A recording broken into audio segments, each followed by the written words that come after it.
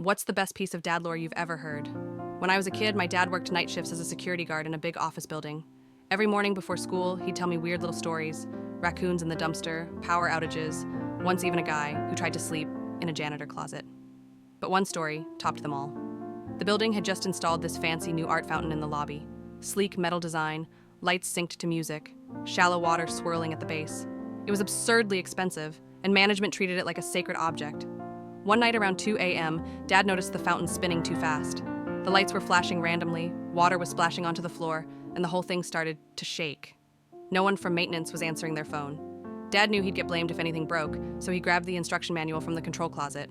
It was a monster, hundreds of pages, most of it unreadable text speak. While he flipped through it, the grinding noises got worse. Eventually, he found the emergency shutoff, hidden under the base of the fountain, below the water. He'd have to climb in to reach it. It was January. The water was freezing.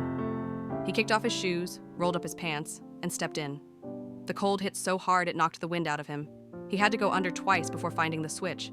His fingers were barely working, but he got it shut down. Just as he came up, soaked and shivering, a bunch of drunk teens wandered in through a side door, one of them carrying a bottle of dish soap, clearly planning to prank the fountain.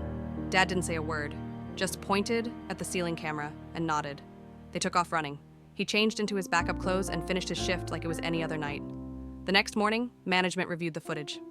They saw everything: the fountain going haywire, my dad diving in, scaring off the kids, and still wrote him up for improper use of equipment and dress code violation. Dad didn't argue, just said, "Noted." A week later, during a big client event, the fountain went crazy again. This time, they called Dad in a panic. He told them, "Manuals in the closet, panels under the water. Good luck."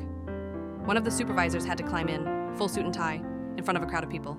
Turns out Dad had figured out how to trigger the malfunction remotely, never told anyone how. Now every year, the night staff gives him a pair of swim trunks and a mug that says, "Chief Diving Officer,